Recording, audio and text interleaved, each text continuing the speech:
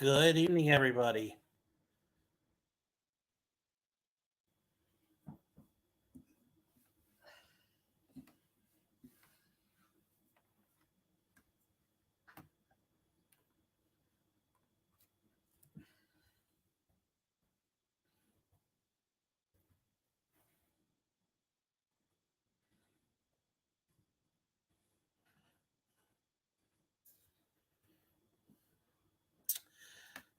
Hey, Jules, can you use a new little mic setup? Can you guys hear me all right? I know we're doing this from the road, so it's a little different than normal.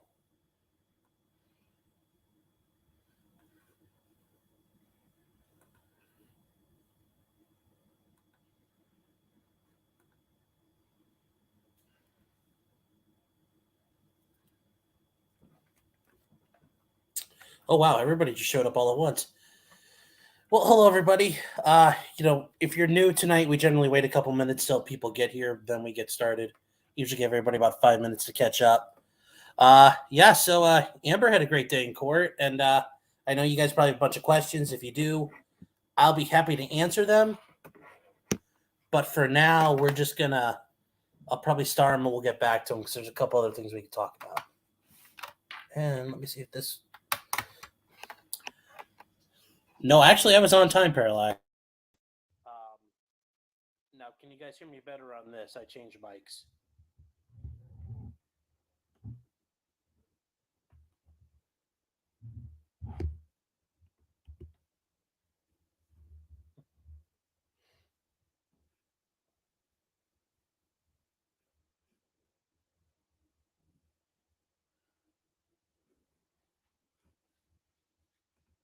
All right, gotta check this out.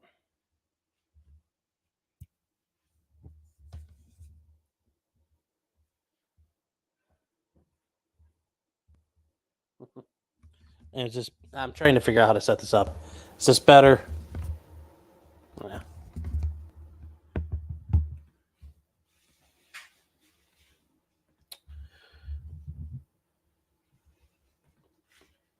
They usually are. Got to be careful about those chemtrails.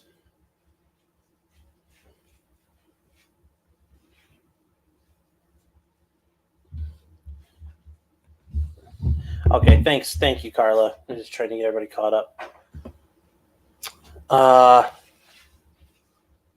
Good, perfect. Hold on one second, guys.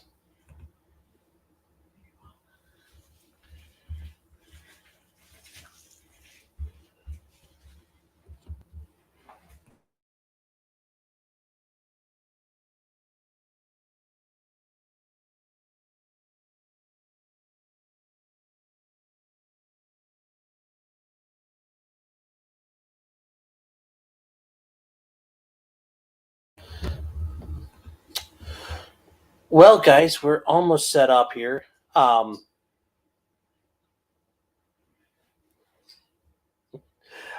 guess we'll get started, guys. We actually have a kind of surprise guest, and he is somebody who is... some of you may think he lives in a country that doesn't exist.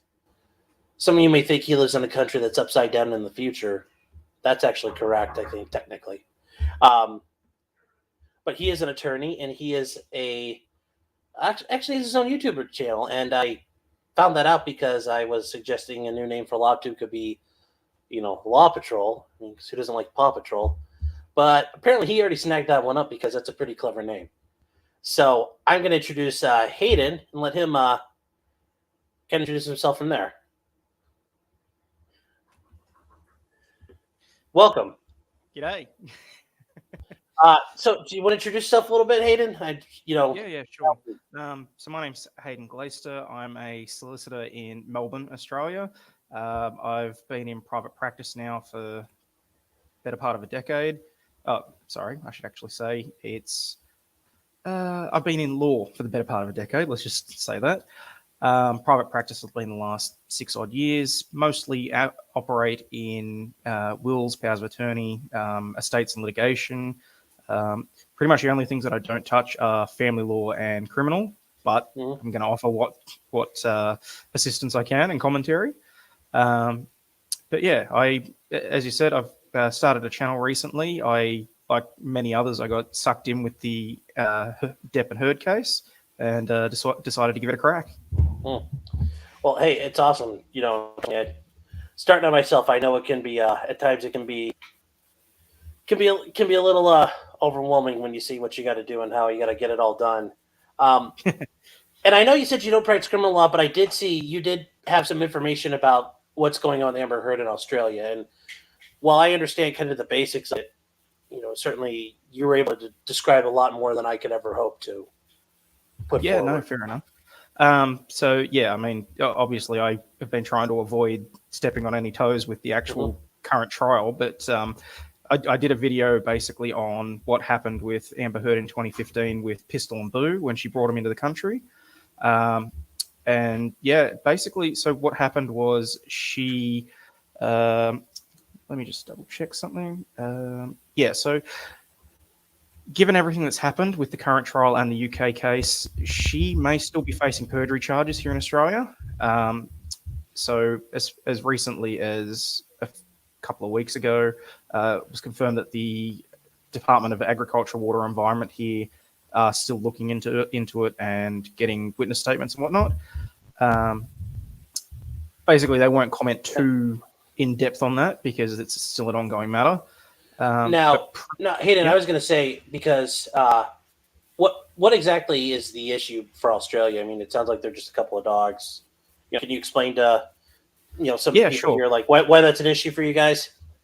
Well, see, that's just it. I mean, I think a lot of people didn't really understand what was going on with the quarantine and that sort of thing for the dogs. It's a majorly serious thing for us down under, simply because we've got very strong biosecurity laws, because we don't have things like the varroamite, which is the one that's killing off the honeybees across the world. We don't have foot and mouth disease, avian influenza, rabies. We are clean and clear of all those things.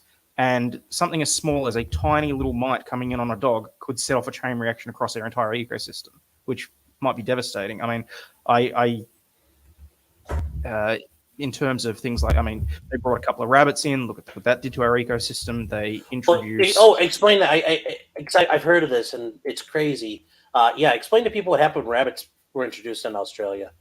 So I don't strictly remember exactly when it was, but basically rabbits are non-native to Australia. We've never had anything like it. We have enough of our own crazy animals here as it is. I mean, you'd never expect to look at a mole, put a duck's bill on it, and say that, oh, that's an actual animal. For anyone, that's a platypus. But I suppose, look, the better example, I think, would probably be when they introduced the cane toads. Now, we had vast crops of sugarcane that was getting eaten by the sugarcane beetle. Someone decided it'd be a good idea to bring in, I think it was either 100 or a few hundred cane toads to introduce into the ecosystem to try and eradicate the sugarcane beetle so that it would stop eating up the crops. Rather than getting stuck into the sugarcane beetle, the cane toads decided to get stuck into each other, rapidly multiplied, and because they're poisonous to dogs, to cats, to pretty much most forms of local wildlife, they have become a massive problem in Queensland, heading up into the Northern Territory, and it's just, there's timely examples of why you don't introduce species into a non-natural environment. And so that's why we have very strict, very strong biosecurity laws. And I was going to say, from what I know about them, violating those are super. It's unacceptable to the Australian government, from what I understand. Oh, right? Yeah, absolutely. I mean, look, the immigration charges.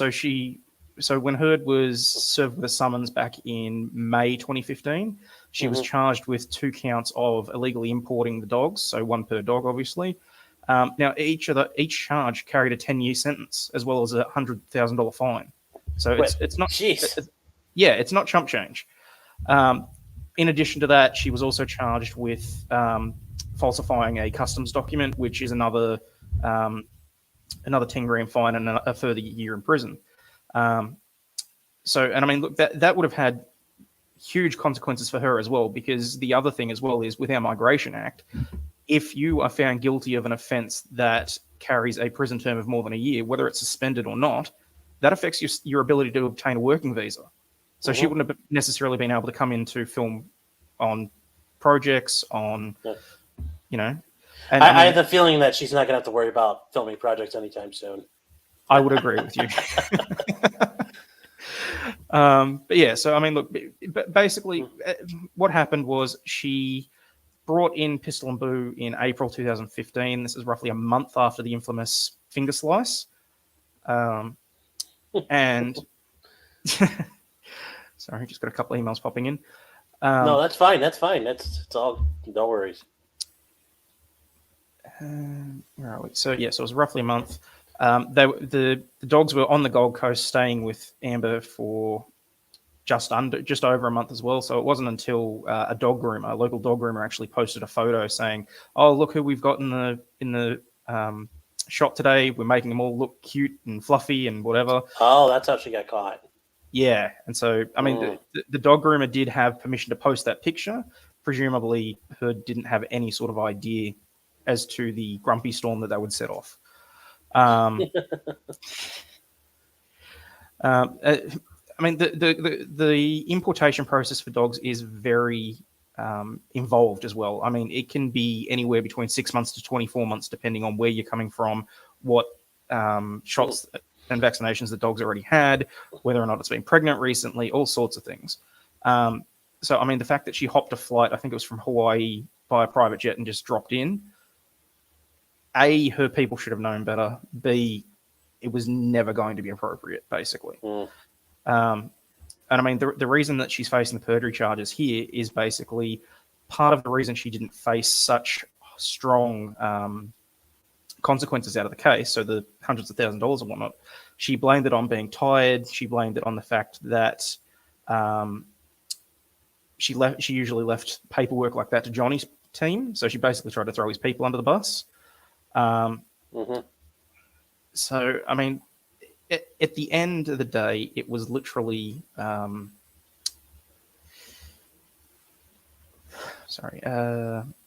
was just ridiculous the way that she did it, basically. Yeah, and I guess the way I've understood things so far, back when it happened, her and Johnny did a video like, "We're really sorry, we didn't mean to do that. You know, please forgive us." And it seemed that.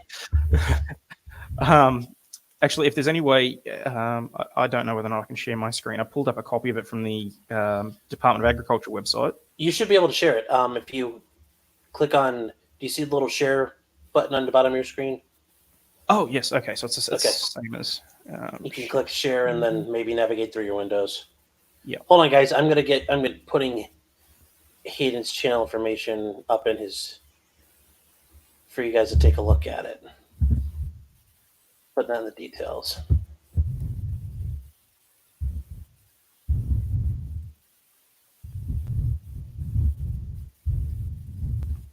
But yeah, I mean, look, just as an aside as well, it's not like strong biosecurity laws are all that out there. I mean, I don't know whether or not you heard about Justin Bieber and his capuchin monkey that he eventually had to abandon in Germany. No, never heard of that one. Yeah, so someone gave him a capuchin monkey as a gift, and he took it into Germany without any sort of paperwork. They seized it on the tarmac, and a month later, they were still chasing him, saying, what are your instructions? You're either going to have to forfeit the animal, provide us with details that he was probably vaccinated or whatnot. I think in the end, he's been donated to a zoo in Germany. But the point is, good. Yeah, so that had a happier ending. Here, I'll put that up. Yeah. Then if you can hit play. Yep. So what you're about to see is, look, slightly better acting than what Heard did on the stand, but it's still ridiculous. And yeah. Australia is a wonderful island with a treasure trove of unique plants, animals, and people. It has to be protected. Australia is free of many pests and diseases that are commonplace around the world. That is why Australia has to have such strong biosecurity laws. And Australians are just as unique, both warm and direct. When you disrespect Australian law, they will tell you firmly. I am truly sorry that Pistol and Boo were not declared. Protecting Australia is important. declare everything when you enter Australia. Thanks. That was their so that was their act of contrition Yeah, pretty much. for their mistake. Exactly. I mean, look, Wow. that was pretty much part of the plea deal that she got. Hmm. Oh, And I guess the way I understand it, since the trial has happened, Amber sounds like she admits she knew she shouldn't have done it and admitted to intentionally lying at this point. It's not just that. So the other thing that's come out, and the main reason why they're trying to get witness statements and whatnot, is because as part of the UK trial, and this is sort of what triggered it off, is that where is it? I want to get his name right.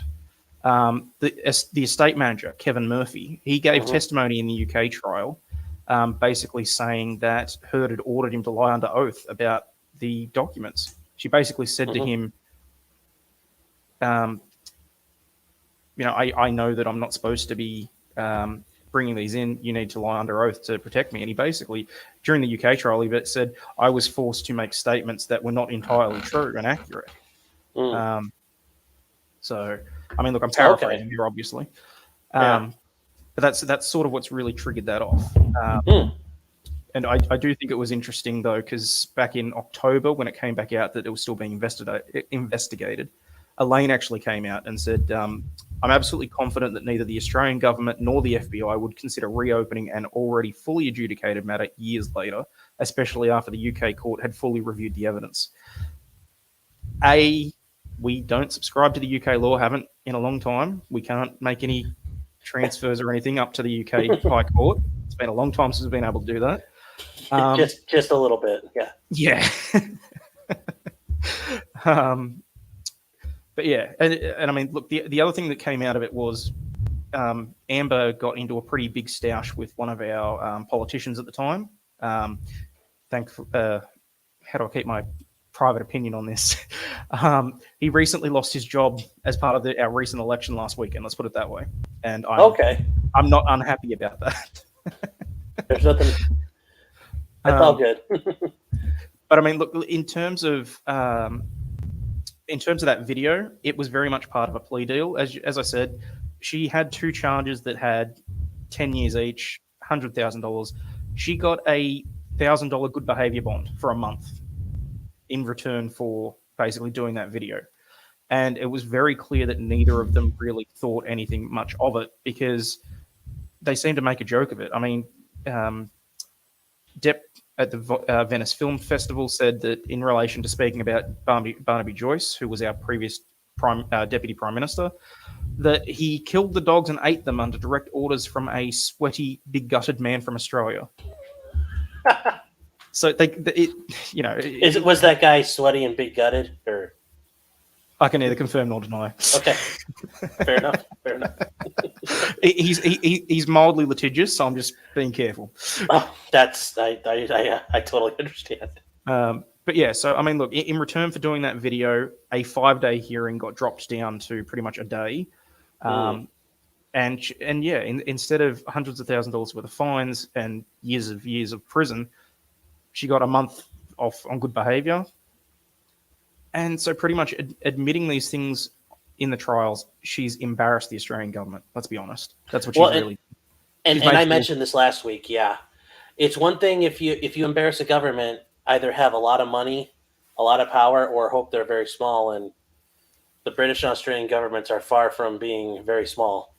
Yeah, and let's face it, theoretically, by the time the current case is done, she's not going to have a lot of money or power. So it's. I would suggest she stay in America from now on, I would say. Well, and I was going to ask you, for Australia, I know it's been a couple of years, but I mean, would they, if they were to charge her, would they be demanding she be arrested anywhere in the world she could be found? Or is it more of, if you come to Australia, we'll come after you? I would think it's probably the latter, honestly, given that, I mean, there is still statute of limitations, that sort of thing that does apply. I think more than likely, the most likely thing to happen would be that it would go on the record. She would be tried without appearing, basically. Oh, you guys can do that? Yeah. If you make an application for substituted service when someone's international, if they refuse to show up, then you can do certain things like that. Even if they don't go that far, then I think that it'd just be a matter of public record, and any time she applied for a visa to enter the country, it'd just be automatically denied, would be my opinion. Okay. So that was kind of what I was thinking might happen to her, is they'll just say, sorry, you're not welcome back. And it, takes a lot out of it for them. But if they do arrest her, though, I mean, I'm certainly, given how she's demonstrated what she is at the end of the day, I'm not sure I'd be too upset about it. yeah, exactly. Yes, he does practice in Australia. Yes, he are an attorney from there. But no, thank you very much. I appreciate that, Hayden. That was that's a lot better of a breakdown of things than I was really able to do, and I think it helps. Just you having that little more inside thought on it. Now in Australia itself, are like the average guy, like, do people in Australia are they upset about this whole thing? Well, see that's the other thing that sort of yeah. I mean, in terms of what happened, I think at the moment a lot of people don't really. It's past. It was a big thing at the time. I think a lot of people, with having been through lockdowns and everything through COVID, I think it's probably far from people's mind at the moment. And without sounding conspiratorial, the mainstream media here, 2/3 of it is owned by the same company that owns the Sun. So it's not as if anything that's it's not as if anything that's negative to Amber is getting too much of a run. Let's put it that way.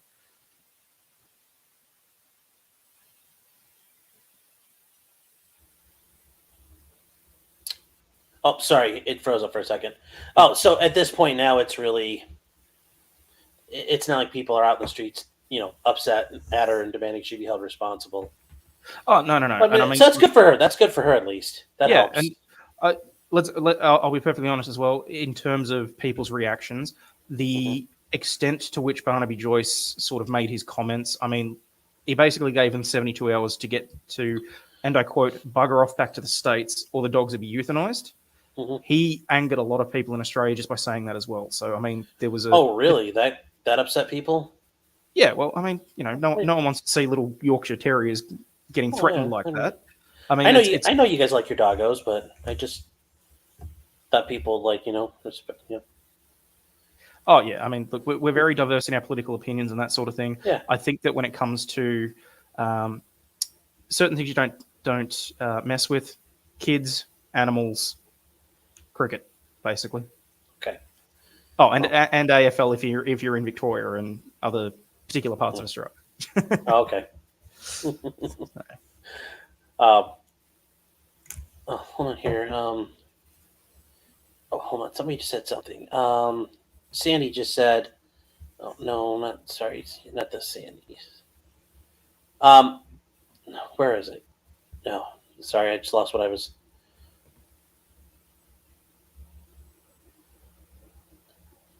Yeah, I was to say, so people have seen you because you've been chatting up, and I know you've been in some of the streams. It sounds like so. Trish is, I think, happy to finally see a face to the name. Yeah, I've been trying to sort of duck in and provide a bit of context where I can for various things. I mean, obviously, I can't comment too much on the US stuff, but it's interesting to be able to get a bit of back and forth on the differences in the structure of the legal systems and that sort of thing. So I'll be perfectly honest. Watching the stream last night, I think I got about 3 hours sleep because I finally just crashed. Oh, really? Yeah. Now, in Australia, are trials televised at all in any way? Certain ones are. The majority aren't. Obviously, family law matters are usually close to the public. But you can definitely walk into any court in Australia and just sit down and watch whatever's going on. Okay. But I mean, like, if there's a murder trial, I don't know, whatever. Will ABC... ABC means the Australian Broadcast Corporation, not the ABC for us Americans. Will they come in and set up cameras and film, or no, or does that not ever happen? It's not so much a big thing. It's one of those things where, obviously you'll get the rundown, you get the court reporters, sure, you get that sort of thing. But an actual televised trial, I think it would need to be significantly in the public interest before a judge would allow that. It's not specifically... required. I mean, there was one. I mean, the Novak Djokovic hearings earlier in the year. That because that was so extraordinary, they did actually televise that. Oh, really? Cool. Yeah. Well, I mean, look, given the timeframes and that sort of thing, I mean, the federal court actually sat on the Saturday and the Sunday to give him hearings. That itself was sort of an extraordinary measure. So everyone was interested, particularly given the high-profile nature. So yeah, and for those of you who weren't aware, Novak Djokovic, I think he's number one in the world tennis player. He, I believe he's not. Is he still not vaccinated, or has that changed? Well, I mean, until he came here, he'd never actually confirmed whether he was or wasn't. Yeah. I'm not sure if he has since, but basically with everything that happened, he's pretty much been banned from Australia for, I think, 3 years. And yeah, that's because I think this year was supposed to be his 17th or 18th Australian Grand Slam in a row. And yeah, just wasn't. Oh, somebody saying hello from Queensland. I think Charles has a great point. You know, you can go ahead and comment on stuff. I mean, that's Twitter's for people with uninformed opinions. So, and actually, I was so this, if you don't mind me asking, since you're on, if you're not too busy, I know for you it's the middle of the day, so yeah, it's about midday, but no, that's fine. Yeah. I had one or two things, but the schedule's been cleared, so I'm here for as long as you need me. Okay, yeah. Well, so the Mystery Maven, she's an attorney up in New York. She's actually asking, what's the process of becoming an attorney in Australia? How do you guys do that? Okay, so I would imagine that it wouldn't necessarily be terribly different. I mean, setting aside the differences between our legal education systems with having to do undergrad and then go to law school, that sort of thing, we just go straight into a straight university 4 or 5 year bachelor or post degree to get your law degree. After that, you will go and do either what's called supervised workplace training or practical legal training, which is basically a 6 to 12 month course, doing mock files, that sort of thing, making sure you can hit the ground running. Supervised workplace training, on the other hand, is actually doing an apprenticeship under another lawyer for 12 months to cover the basics. I mean, so as long as you cover the priestly 11 subjects, so I can't remember off the top of my head, there's like contract, criminal, real estate, property law. Property law. You get the idea. Yeah. Oh yeah. So long as you cover those off, and basically then you have to make an application to the Supreme Court through the Legal Services Board.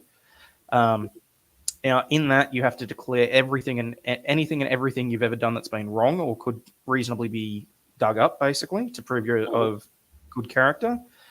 And then, you sit in the Supreme Court, you have another solicitor or barrister move your admission, and then you go off into the world. Now, because I know you guys have the different states. Can you go from Queensland to New South Wales, or do you have to get permission to practice in each? Right. So that is interesting. They're sort of bringing it in slightly that we can go state to state. So in 2014 they brought in the uniform profession law. So I have mutual recognition in Victoria and New South Wales. I actually recently tried a case in New South Wales whilst working from here in Victoria, and that's pretty well the only one at the moment.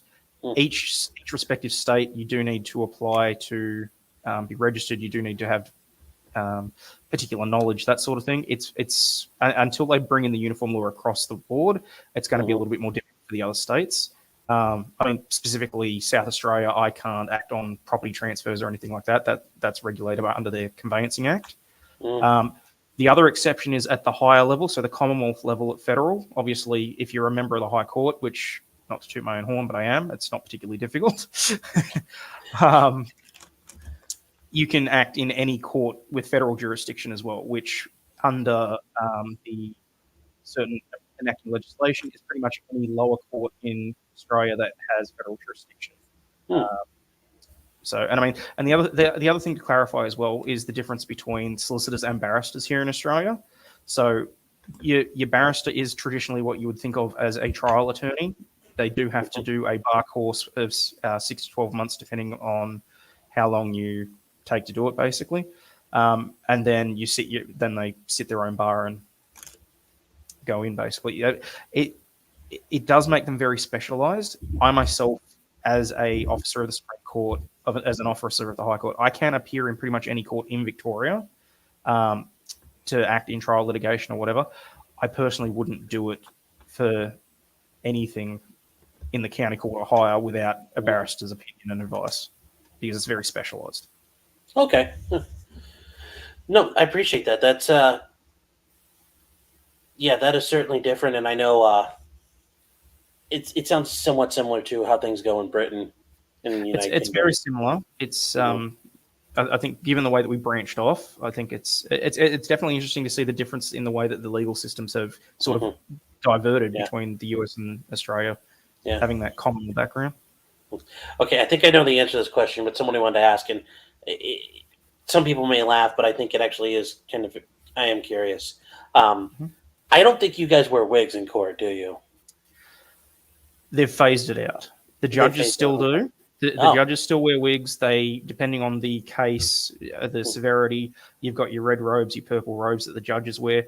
Barristers and solicitors. So barristers, for the most part, do wear the wigs in court. Oh, they as do. Well as well as the black robes.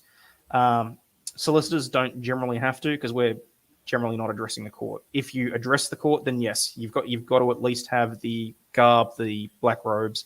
The wigs is more of a traditional thing. A lot of the barristers are still doing it. I think that there's a move to sort of slowly phase that out. Some judges are resistant to that. I don't blame them. I think that the tradition is brilliant. But yeah, so if you see footage of solicitors and barristers leaving the court in the black robes and the wig, that's legitimately what they look like when they're in front of the judge. Well, thank you. I thought you were going to tell me, no, you guys don't do any of that stuff from the, Oh, no. We've held on to the very traditional. Okay. Yeah. So yeah, I was just kind of curious then, what's your take on kind of the whole thing with Amber and Johnny, if you don't mind me asking, looking at it from your end? Yeah, well, I sort of tried to do the same thing as Rick over at Hogue Law and just try and follow the evidence as it was presented. That was slightly more difficult for me because obviously with the time difference going through the trial, I would have a gap of about 4 or 5 hours where I would need sleep.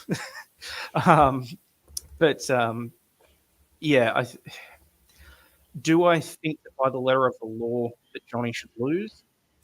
I think there's that scintilla of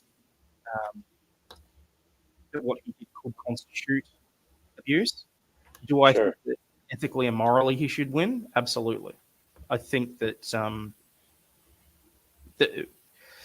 I think Amber on the stand yesterday sort of just clarified and epitomized the whole point of the case. It's just I had a lot of fun watching Camille, basically. Let's put it that way. When you said yesterday, you mean today for us. I'm just making sure. Yes, keeping everybody on the same page. Yeah, he's 10 hours ahead of us. Yeah. Sorry. No, so basically for me, the trial stream starts at about 10:30 and goes through till 5, or depending on if I stick around for the commentary, it can go through till 11 a.m. here. So it's yeah. Yeah. Okay. Well, yeah, I was I'm actually, cause I'm on the road. This is not my normal setup. I'm actually in a hotel.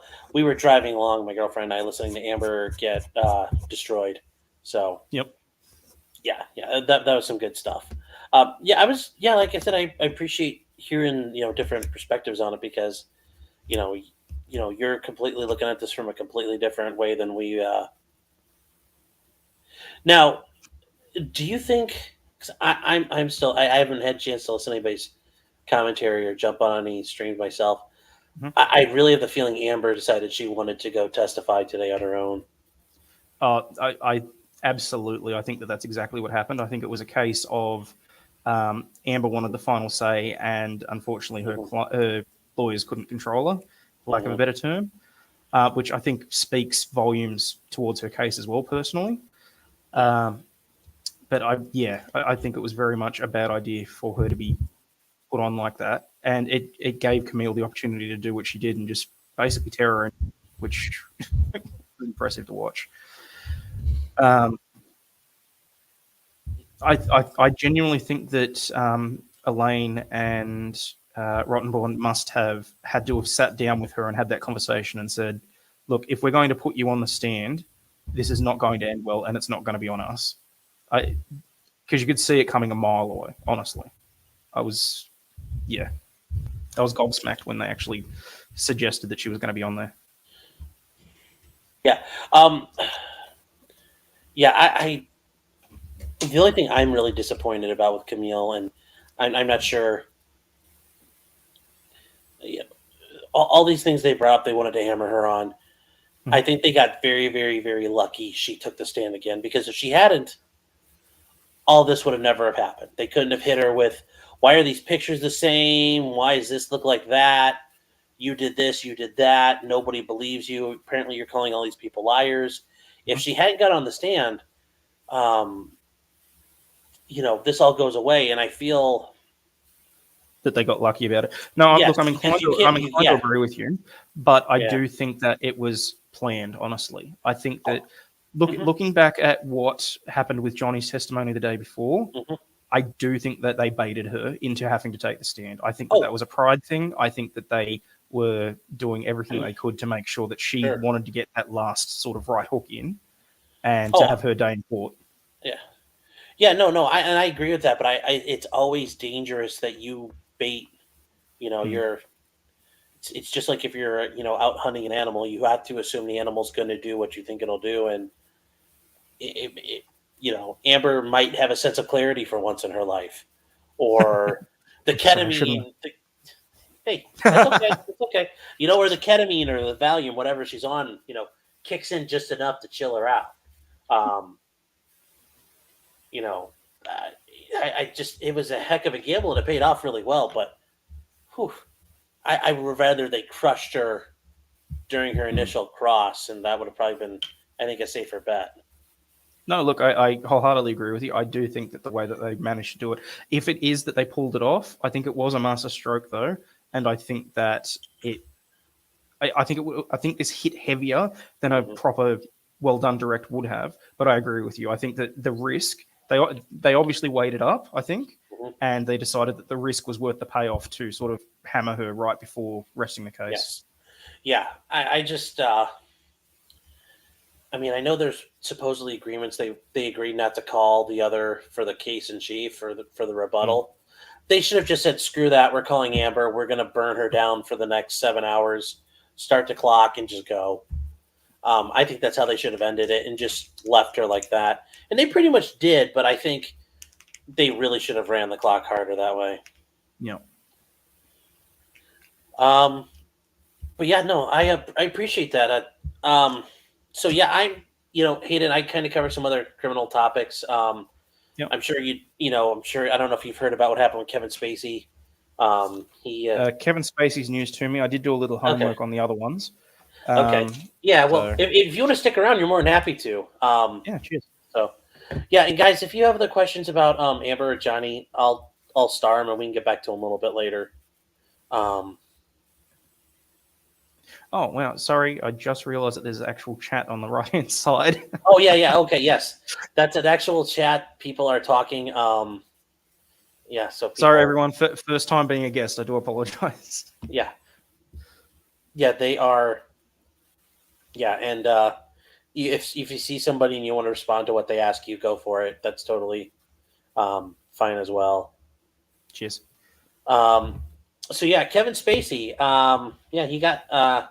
well, we all know who Kevin Spacey is, the actor, and he got Me Too, but it was, his issues with Gentleman, which has landed in some hot water, and he's facing 4 sexual assault charges in Britain. So, yeah, he's going to have some fun with this. That's news. So he's had he had some issues with a couple. He had a civil lawsuit a while back. I vaguely remember. Yeah, and he's had a couple different issues here in America. So the Crown and the Crown Prosecution Service, that's what prosecutors are in Britain, have authorized the police to charge Spacey with 4 counts of sexual assault against 3 men. And I didn't realize currently he's testifying in a different case, but sounds like he's in a civil case right now. But yeah, and I think it's just it's amazing because these happened back in. And I'll actually zoom in so people can read it a little better. March 2015 and August of 2008, and then one in April 2013. That's a long time. That's a long statute of limitations. Yeah. I can only assume. I mean, so here we have extensions to the statute of limitations where things are done to cover up the certain acts. Yeah. Although we also do have historical sex offences here as well. So I'm unsure what they would be looking at, but that is a long time for them to be going back.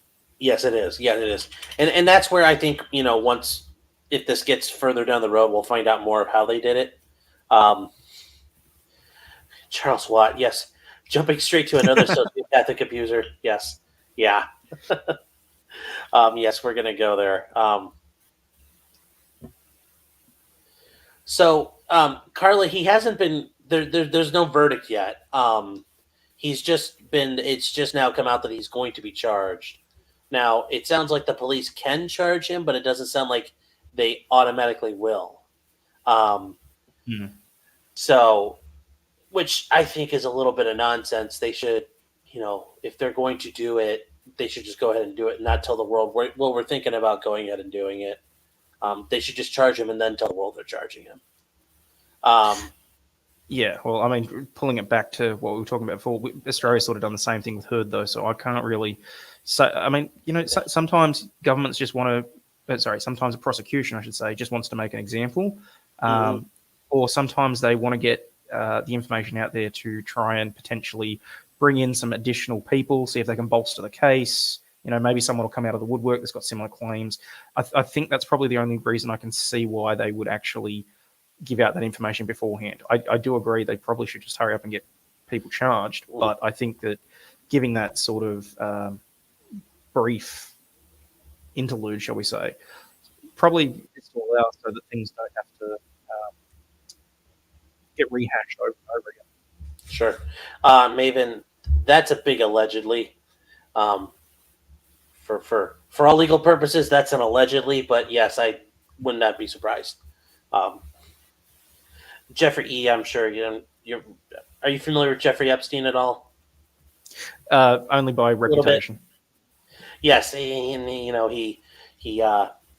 I will say this much: he did not kill himself. I'm not sure if you're familiar with that part of it. That I was aware of. Yeah, I'm fairly confident of that too.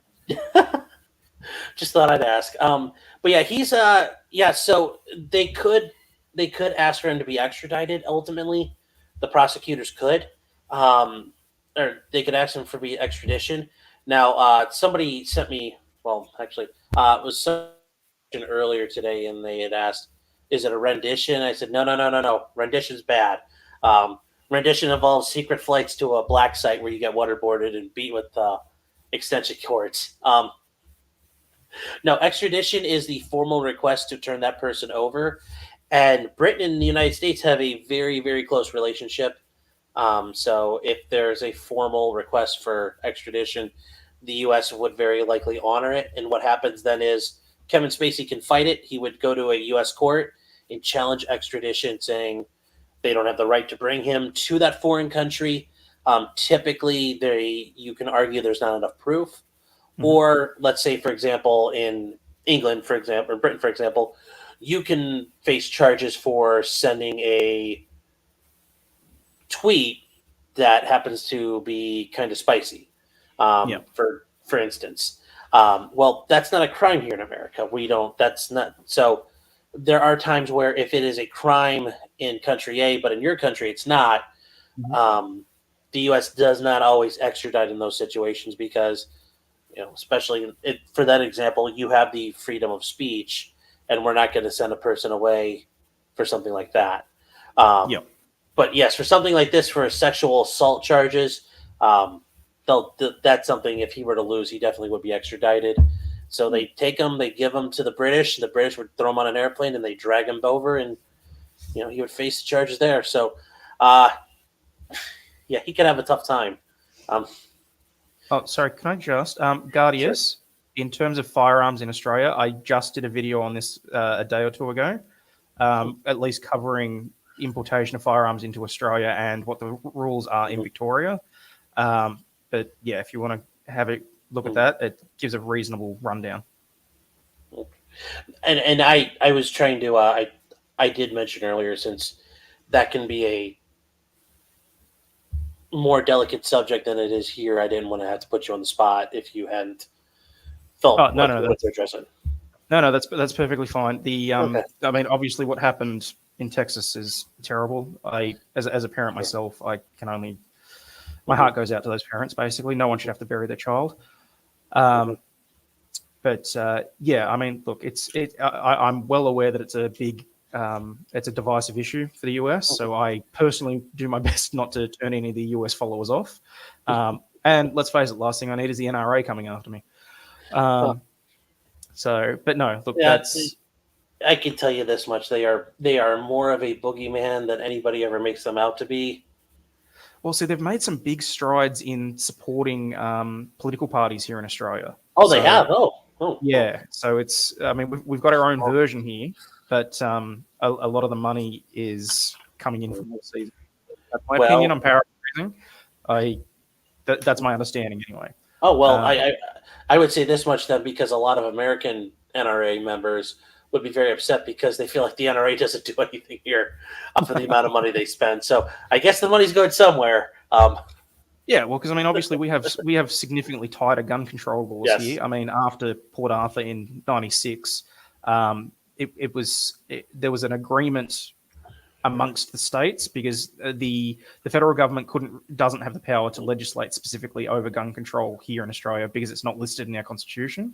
So it was one of those things where they had to basically do an agreement amongst, and pretty much the same year, basically everyone in Australia, every state in Australia, I should say, pretty much did a blanket rush through of legislation. And so, because I mean, so in '96 with Port Arthur, there was 35 people were killed. And in the preceding 18 years, we had 13 shooting massacres before that. After '96, it dropped to 0. So, but you know, I'm not anti-gun. I myself, I don't think I'll ever get the chance to fire one outside of a gun range. Not that I even know where one is at the moment. I've got friends in the US. I mean, I have a friend who passed the bar and he celebrated by going out and buying an M9, and I thought that was the coolest thing ever. Well, if you ever make it out to my way, let me know. Yeah. Although that said, like, you'd get to go like hunt kangaroos or something. That would be kind of fun. That's true. Look, hunting kangaroos and hunting boars, that is probably the only time I will actually ever get to handle a firearm, and that's on private property. So I need to find someone with a farm that has a big problem. I was going to joke, you can really hunt kangaroos. I think it depends whether or not a culling's been ordered or not, or if you've got to get a license from the Department of Land, Water and Environment. But I mean, for the most part, if you want to play kangaroo hunting, just go for a drive down one of the main highways. It's 50 points. I do not condone animal violence. I'm just saying it's incredibly often that you pass them on the side of the road. Okay. Well, not sure. Sorry, I didn't. Oh, you're not. No, trust me. These guys are fine here. They're not going to get offended. These guys are pretty tough. They'll survive. They'll survive. Don't worry. These guys here, they're pretty hardened. You won't hurt anybody's feelings. Fair enough. Yeah, I was gonna say though, it sounds like fun, but I got a big problem with spiders, so I don't think I'm ever gonna make it to Australia. Yeah. Look, actually, that was one of the other things that Johnny said about Australia. Do you have to do you ever find spiders in your office and stuff like that? So I'm in a serviced office in Melbourne, thankfully. So they come in, they do vacuuming and cleaning every other day, which I find quite helpful. In terms of in the house, I mean, I think the statistics, even in a populated city like Melbourne, I think it's 1 in 6 houses has some form of snake in the roof. In the roof? Yeah, and 9 times out of 10, you're not even going to know that they're there. It'll be something like a carpet python. They're just hunting mice, things like that. So in terms of the spiders, though, the ones that you can see are not really the ones you worry about, because the ones that you can see, the big ones, the big huntsmans, they hurt, they don't kill. It's the tiny little black ones like that have the red stripe on them or the white stripe or that are just purely black. They're the ones that scare me because they're the ones that can do some damage. Okay, well, that you're not really selling it any better for me. So, oh, look, it's fine. My wife's arachnophobic anyway, so if I hear a scream in the house, I know it's a spider. If she hears a scream in the house, she knows it's a snake. oh yeah, see, I don't mind snakes. I can handle. Yeah, Lady Dingo's calling them red blacks. Yes. So yeah, this is making her laugh. yeah, I do not do. Happy spiders. to be entertaining. Yeah. Okay, so yeah, like I said, it'll be interesting what happens with Kevin Spacey. I'm sure we'll be talking about that more as he maybe gets extradited. That'll be a really cool thing to see, especially if that gets that won't be televised. That'll be in federal court, sadly. Yeah. And in America, state level courts, they can film everything they want, but once the federal court system takes over, it's completely cut off to the world. The Supreme Court has allowed audio streaming so far, but I don't know if they're going to keep doing that. So we'll see what happens. Right. Okay. So, but yeah, otherwise it's up to whatever judge if they want to have cameras in their courtroom. So the judge for Johnny Depp and Amber Heard could have said, "Sorry, no, we're not doing that." Thankfully, she didn't, because that would have been that would have been a lot more boredom lately. No, look, I think this one was probably, given the publicity and that, I think it was necessary that this one be televised. I think it was very much in the public interest as well, given the subject matter. So, yeah. Well, I'm to the point very much with these where I feel I should be able to, because I stream criminal trials during the day if they're on, and I try to comment them as I'm working throughout the day. I should be able just to pick a random state. So, like I live in Ohio. I can click on Ohio. I can click any one of the 88 counties in Ohio, and okay, here's all the courtrooms in this county today. Here are the ones that have trials, and I should be able to just click on it, and we go away. We start watching it. See, now that's awesome. I would love to be able to have something like that here. Yeah. It's, as I said, I can get up and walk into any court that I want to and just sit in the back and watch. But it's only the really special ones that get televised, really. Sure. So. Well, and I agree. I tell people, and I mentioned this before, if you want to see, go down to your local courthouse and you'll be able to watch. But without that camera there, it's only whoever can get in the courtroom that day. So for like the Johnny's trial, it's whoever can fit through the door first, and that's not. I will say that the commentary that I've been hearing about that actual courthouse, though, that was one thing that surprised me, because on the stream it does look small. I don't know how they get 100 people in there every day. Oh, so I was actually at a funeral last weekend, and it was in the same county where they're doing it. And Saturday morning after the service was over, I drove over to the courthouse, and it is massive. It is a massive, massive building. Yes, It's huge. It makes sense once I saw it in size, and then when Rob said, Law and Lumber said you could fit 100 people in there, it makes a ton of sense when you look at how big the building is. Okay, fair enough. Clearly it's just the camera angle and that, but when I heard that, I was very surprised. If you go on Google and you just look at it from Google Earth, it's huge. It's like a block in length. It's very, very, very big. Cool. Okay. I might have a look. Yeah. So nice to see an nice and easy chat room. That depends on the day and what we're talking about.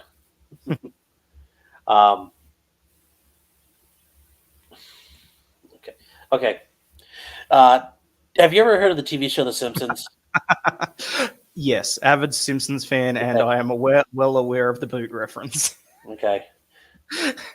Let's put it this way: the Simpsons need to do a new episode where they travel down under. Things are considerably different. I can't.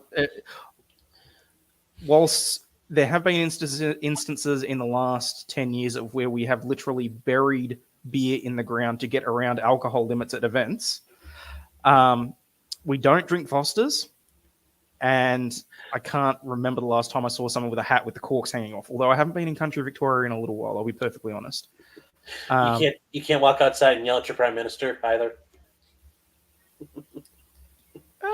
Do you remember that part where he's like, "I'm going to go talk to the prime minister," and he's sitting there in a and he's in the watering hole.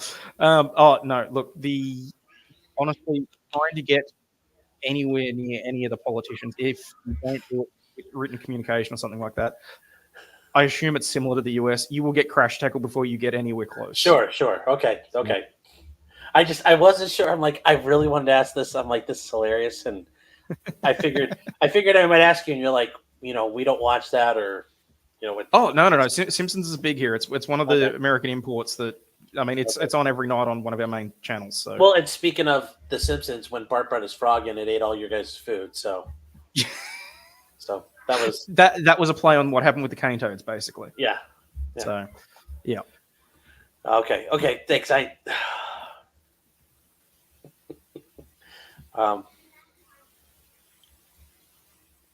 Okay, how do you feel about Chopper Reed? Is he your hero too? Sorry, Chopper Reed? Yeah. Look, to me, he's one of those infamous people. I would happily go and sit. So the last I heard, he was doing rounds, doing speeches and talking to people and that sort of thing. Yeah. I would happily go and sit through a seminar. Mm-hmm. No offense to him intended in whatsoever way, because if he wanted to, he could probably find where I live. Yeah. I don't know that I would want to be close friends. Let's just say. I mean, his history's checkered, but I do respect him as a person. Yeah, no, that's fair enough. That's fair enough. All right, so yeah, I think we're gonna move on to Todd Chrisley. Yes, and I don't know if do you guys have his TV show? It's a reality TV show here in America. If we do, it's going to be on Foxtel, which so cable TV, which very few of us with streaming services and that sort of thing coming in, very few of us still have cable TV. Okay. So, I mean, look, I'm aware that he was on a reality TV show. I'm aware of the counts of fraud and that sort of thing, but no, I don't think I've ever actually seen an episode. All right. Okay. So yeah, he was a real estate developer in Atlanta, big time. Guy makes tons of money. Yep. And he, according to the federal government, which is not exactly the most trustworthy of sources in America,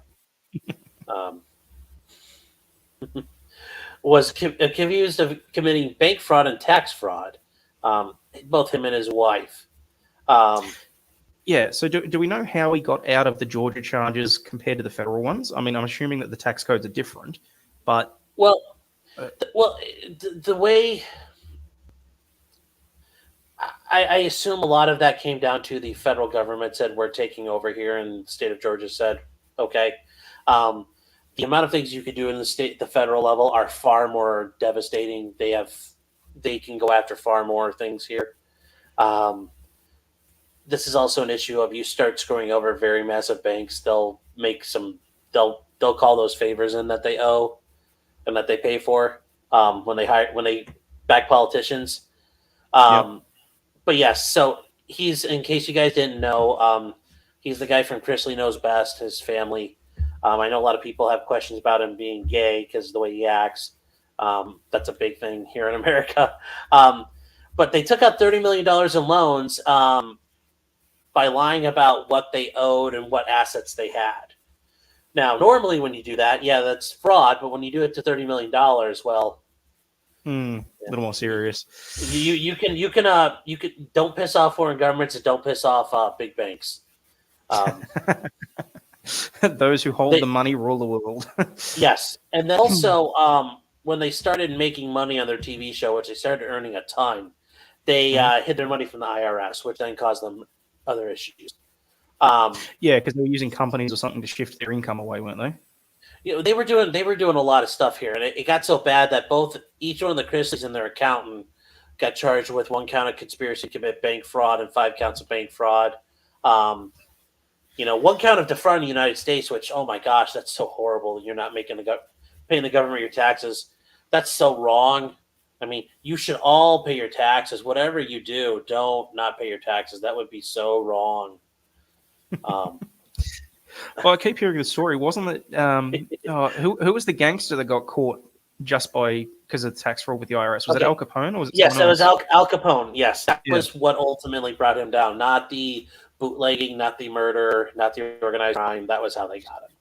And the money laundering. Yes. That's the big way he got taken down. No, that's fair. All that for Tuesday down here for us. So Yeah. Yeah, and Julie Chrisley, she got charged with wire fraud and 1 count of obstruction of justice.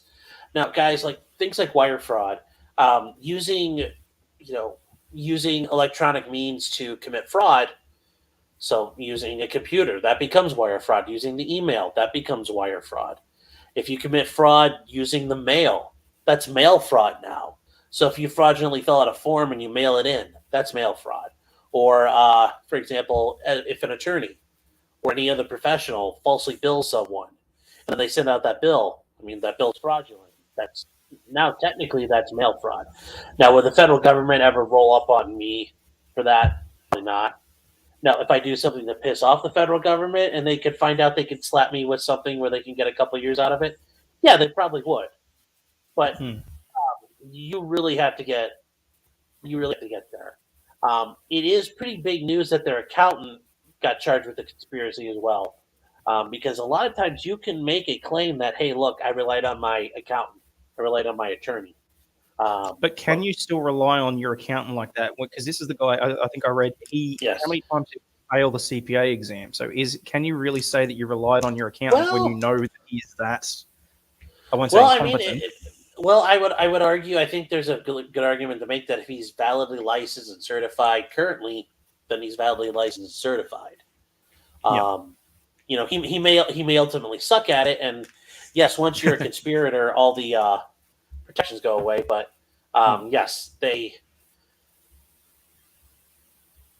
so he ran his business and he sold foreclosed properties. That's where he made most of his money. Where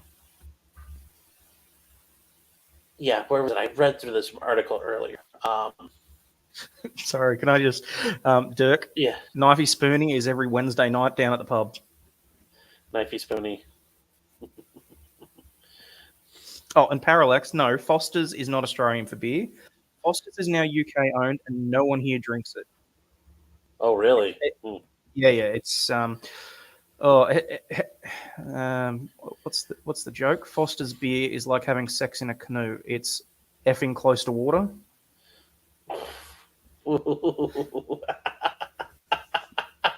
I like that. Anyway, that's Jeez. joke, people. I'm just keep Foster's off my backside as well. Chrisley, though, he got kind of burned because the part owner of the company was granted immunity to testify, and he admitted that Chrisley told him to lie on statements about getting bank loans, lie on the personal financial statements. But because he lied about what he had, the banks gave him more money. And once again, guys, that's committing fraud. Well, if you use the electronic means to do it, it's wire fraud. And if you use the mail for it, it's mail fraud. It ends up after. And then he also claims that he his part-time or his partner, Mark Braddock, also claims that he was doing the hippity dippity with Todd Chrisley, which is something Todd Chrisley vehemently denies. But I think that just got included just to make things worse for him. So I found out about this yesterday. I'll probably do a video on it, guys, where I break down his indictment and some of the federal papers. But I just thought it was interesting to talk about that today, given that's some brand new information for everybody. Let's see here. Now, I know if you guys have questions about Johnny Depp and Amber, we kind of cleared the field of everything else. More than happy to talk about them. Or if you have other things you want to talk about, be happy to at this point. So it's all yours. I will say I did listen to Amber's Cross. She got blown out of the water today. Camille did eat her lunch, and it was really impressive. Dr. Hughes, yes, Dr. Hughes coming back up. Oh God, Why? they could have. Well, no, they brought her back up because they want to show, why these people are mean and why Dr. Curry was wrong. Oh no, don't get me wrong. What I was saying is, why didn't Dennison make more of a lunch out of her? I would say because she's very combative. She's very mean. Like, if you start fighting her, she will fight back, and she will fight back from I would argue from like an indignant position where she sounds like she's got a gradation and things behind her. So that would be, I think, kind of risky. Okay. Because if you listen to her, she was very hostile off the bat, and I think that's, she might start crying. Honestly, I kind of get that feeling. Mind you, I'll be perfectly honest. If I had someone impugning my credentials the same way that Dr. Curry did to her, I'd be hostile off the bat too. Let's be honest. Yeah, but when you listen to Dr. Hughes from the beginning, she was already hostile. Her first time up, she was very hostile. I mean, she was very much, how dare we even have to talk about this? You should automatically believe Amber. From memory, didn't Dr. Curry, because Dr. Curry was one of Depp's witnesses, so she was on the stand before Hughes ever went up. Yes, she was. But she couldn't comment necessarily on anything Dr. Hughes had said yet because she hadn't talked about it. Yeah, she was going to be hostile no matter what happened. I think Dennison did a good job with her. I mean, he really made his money today with the metadata guy. That I think was great when he finally pinned him down to say, like, you can't tell anything, can you? And then he finally admitted, yes, I have no idea. And then he admitted, yes, these pictures do look different, at least on their face. I think that was the biggest thing. And a lot of people don't seem to like Dennison, but I think overall he did okay. Cross-examining experts is a very, very difficult thing to do. Exactly. I think everyone was expecting fireworks like Camille's Cross. I think it's purely he's got this different style. He's I think it's the tortoise and the hare argument. I think he's very slow. Like, I won't say that he's slow, but he's very cool, calculated. I get what you're saying. He's, I think he was very methodical. I think that there was just times where he missed the mark, which I think when you contrast that with the absolute killing that Camille did at certain points, people are going to have opinions on how he's doing, basically. I think he's a victim of circumstance in that regard. Yeah. Jules said, how does the jury decide the amount of money one would have to pay? I mean, they make a determination. They come up with what they think is the proper figure. Yeah, it's pretty much how long a piece of string at this stage. Yeah, there really isn't like a formula they're given where they're told, here's a worksheet and you need to figure it out. Those 7 people sit in a room, and if they agree that Johnny deserves it or Amber deserves it, they come up with the number. They can go off of some idea saying, well, Johnny said it was this much, but we also heard these numbers, so maybe we'll split the difference. They could give him $20. They could give him $1. They could give him $50 million. They could give him $37,324,234.19. They could literally do that. Yeah, I think it's going to be one of those cases where they're either going to give the nominal amount, the $1, to say, yes, you've absolutely won, but we don't think that there's any real need for money to change hands here. Yeah. Either that, or they're going to give him what he's asked for, or, and this is, it's a long shot, I think Amber might just have irritated them enough to sit down and actually do the math and work out what an appropriate figure would be. Sit down, work out what he potentially lost out of Fantastic Beasts 3, out of, I know he got paid the 10 mil for Fantastic Beasts, even though he didn't appear in it. But I think that royalties and that sort of thing from that, he would have potentially received significantly more. So the $7 million, that was because that's what he had to pay to Amber in the divorce. I think that might be. I agree with Runkle, because I thought about this too. I think that's a very symbolic fuck you to Amber, that, hey, you have to pay back your settlement money. Well, see, ideally, what I would like to see is $14 million, so that he gets his $7 million back, but then he's able to donate $3.5 million to the charities that didn't get their money. Yes. Then that, I think, would be appropriate. Well, I think it'd actually be funny if the jury said Johnny deserves $7 million, but Amber has to pay all the taxes on it, like Amber wanted initially.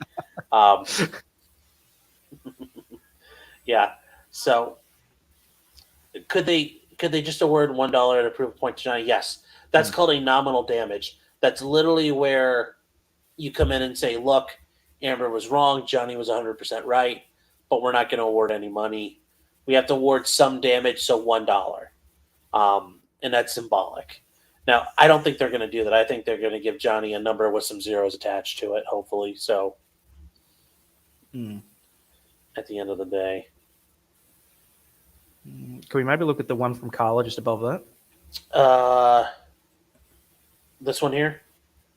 Oh, no, sorry. I'll just read it. So Carla asked, will the jury overlook the Depp verbal abuse towards Amber? That one? That's going to be interesting because, I mean, in terms of verbal abuse, who can honestly say, hand on heart, that they have never had a screaming match with their significant other when it's hit the fan?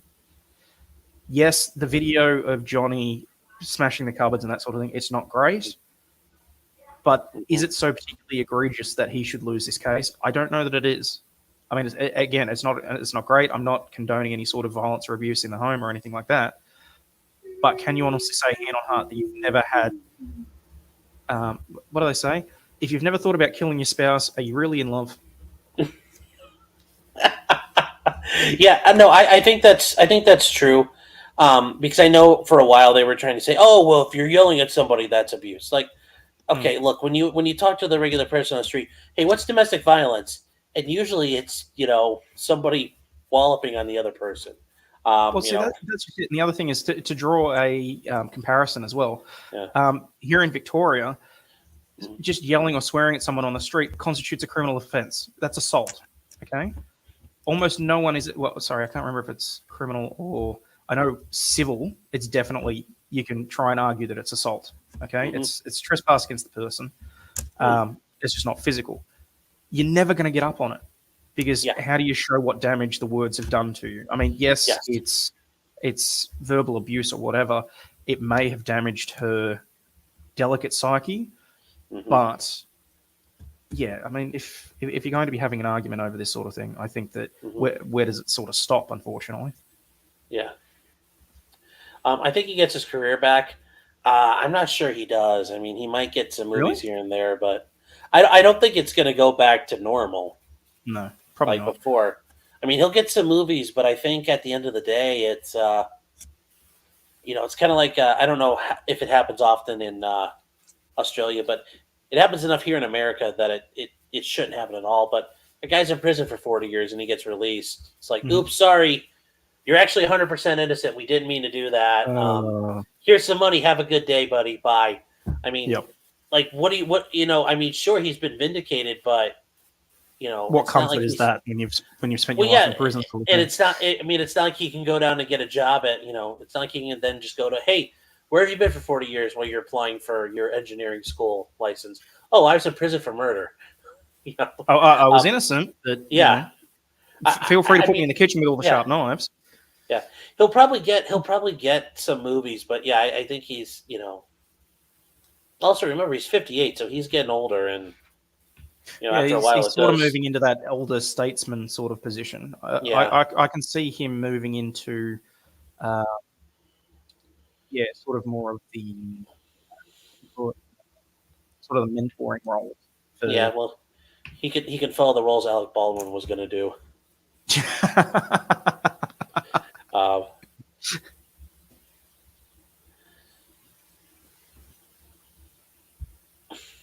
Yes, she could try to pledge the settlement. Yes. I'm fairly confident Johnny's lawyers will insist on a payment plan. Yes. Somebody mentioned earlier, I'm trying to find it now. Could they have a hung jury? Yes, the jury could also not reach a verdict. They could be deadlocked. That would be absolutely insane. I think either you believe Johnny or you believe Amber. I don't know how you can say, well, I'm not sure. But I can see the jury getting split, some believing Amber, some believing Johnny. And if that happens and they don't come to an agreement, that's it. The jury wasn't able to reach a verdict. So and so I think I raised that maybe a couple of weeks ago, just for, given the balance between the fact that it's a what did Hogue say, that it's preponderance of evidence whether or not it took place or not. I think given that you've got that civil lesser burden of proof, it seems very strange to have a unanimous decision on that. Because it's very easy to go either way, sort of thing. You're either going to be absolutely sure that this is what happened, in which case the higher burden would have been just as appropriate, or you're going to have a high probability of a hung jury. So, but anyway, hold on one second, guys. Oh, it's like taking money out of the charity's pocket. I know, it's so sad. All those poor little kids. We can't guarantee that they were actually going to get it, though. That's sure. Oh no, I agree. I think he's talking in jest there. Keegan Marie for the super chat, $1.99. Thank you. Glad you joined the conversation. A couple of these popped up. I'm gonna knock these out. It's not like Nick Ricada where I gotta like run and catch these in time. Uncle Bubba, you two need to do a weekly show. Thank you. Appreciate that.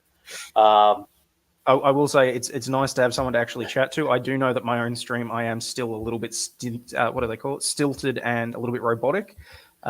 It's better to be able to converse. I am a little bit still finding my feet. So don't worry. I still suck at this, so it's okay. Don't worry.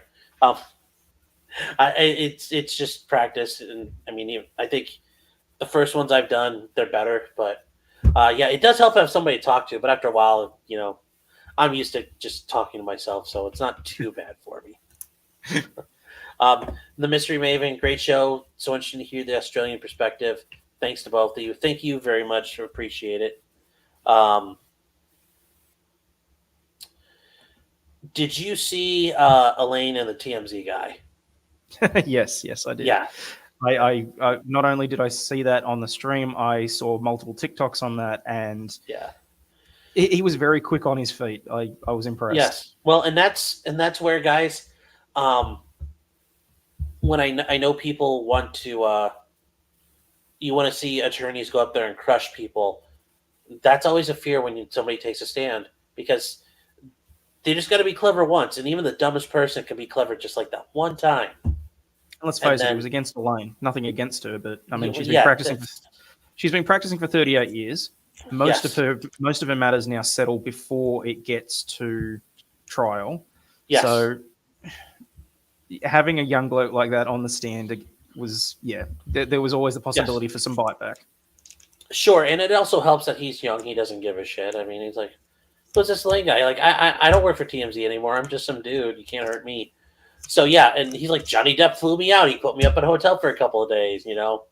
Like, and he was more mad about the fact that he was sticking his neck out for TMZ to take a swipe at. So yes, but I think he's going to be fine at the end of the day. I really have a feeling.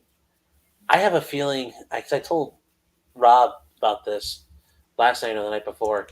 I think TMZ ultimately may have an issue with their copyright, because it sounds like the way they're fighting over this privilege, the way they're fighting to assert this privilege over this third party for this third party. I think, and it's not like they're arguing there's an NDA involved, because if there was a non-disclosure agreement, they would have said, oh, he can't talk. Well, he can talk because they're not asserting it. So I wonder if there was some hijinks with the video, so it's not clear who actually owns the copyright. And TMZ has been running around crushing channels and people that have been airing it. And I think that they may have some issues. I think that's exactly what it was. I mean, either they were trying to. I can see the argument that they were trying to make for protecting the source of where they got the video, but I genuinely think it's the copyright issue. I do. Whether or not it was because they wanted to try and protect Amber, I have no idea. I don't see the benefit to them in that. It was just as good for them to say, oh, yes, Amber gave us the video, as opposed to arguing over it. I mean, look, let's be honest. The TMZ guy all but said that. Oh, how do you put the videos up? How long does it take to fact check? Oh, you know, generally it could be a couple of days, maybe a week. If we get it directly from the source, it's about 15 minutes. Oh, so how long did it take you? About 15 minutes. Sure. Yeah. So, and I and that's where But I think ultimately there was the issue of like her phone. I don't think we're ever going to know, and I think it'll probably die with this case. But I'd be very curious to know really what were the reasons behind this whole last minute effort by them. So Charles has a question for you. I'm just gonna I leave that with no comment. I will talk slowly for you.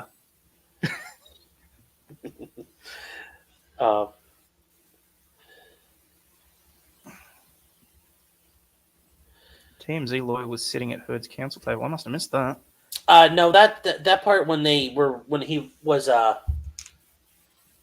made his argument and then Ben Chu got up to present, the attorney came over and sat down at the defense side of the table. He's got to sit somewhere. Well, he probably knows some of those guys. Also, at the end of the day, their interests are more in line with each other than they are with Johnny Depp's, and that's by the smallest, by the thinnest of threads. Does TMZ have any sort of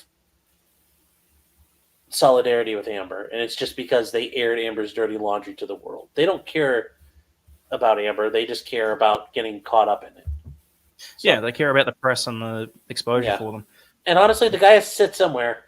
I bet the judge would have gotten upset if he was leaning against the bar. Judges don't like that when you lean against the railing if you don't have to. So, speaking of Escarado, what would have your opinion been as to when Amber just walked out as opposed to taking a seat at the table? I think the judge was right to not do anything, because to do anything would make it worse. That would bring more attention to it. And even if she did it out of the presence of the jury's going to find out. Like, to think these people don't have an idea of what's going on, that they spent this whole week not actually watching anything. No, they did. I mean, if they didn't, my head is off to them, and those people are angels in a land full of sinners. But they did. I mean, they would know about that. They would learn about that. That would be one more prejudicial issue. I mean, I think she also understands that Amber is, an emotional IED, and that if you shake her wrong or jostle her wrong, she explodes. And the last thing the judge needs is Amber screaming in the middle of her courtroom and throwing shit at her. Because then, as karate, I mean, she was a Marine. She probably would come off the bench and start beating Amber senseless. And then now she's got to deal with the fact she's a judge. She just beat up a primary party in a civil case. So now she's going to have to go deal with the Virginia Supreme Court. I mean, I just think instead, if she just ignores it and let her throw a temper tantrum, it all goes away. So that's exactly what it was, a temper tantrum. That's exactly what you do with toddlers. Yes. Now, like I said, guys, remember, you are little people. You are not Amber. You will never be Amber, probably. If you do this in a courtroom, yeah, you might get held in contempt. The judge is going to say, basically ask you, who the hell do you think you are? If you're in a criminal situation, you're going to be held in contempt. You're probably going in the back. Yeah. I mean, look, judges, particularly here, they can be quite particular with how things are dealt. I mean, look, yes. We have a great phrase. I don't know if you have it in the US, where the bench will say to you, "I cannot see you, I cannot hear you." Now, basically, what they're saying to you is there's something wrong with your appearance, and they will not even acknowledge your existence until you fix it. And they don't tell you what it is. So, yeah, I once had someone say that to me because my tie was improperly knotted. They thought it should be a double Windsor instead of single. Oh wow, yeah. I had really annoyed that particular judge. Let's put it that way. Okay, I know, but that's a high level of pompousness there. No, I've never seen a judge specifically say that, but I have seen. There was a courtroom I was in. It was a very rural area, and I was told make sure. And I always ask, the court staff, like, hey, does the judge want people to stand up when you address the court, or are you okay to sit down? And it depends on the judge. And this one particular courtroom, his bailiffs, she said, I was talking to her. She said, look, whenever you address the court, stand up. And I said, okay. She said, last week we had a guy in from out of town. He was starting to talk to the judge sitting at his table. And the judge said, the judge went like this and was like, hold on. Was like, stopped him and wouldn't address him until he stood up.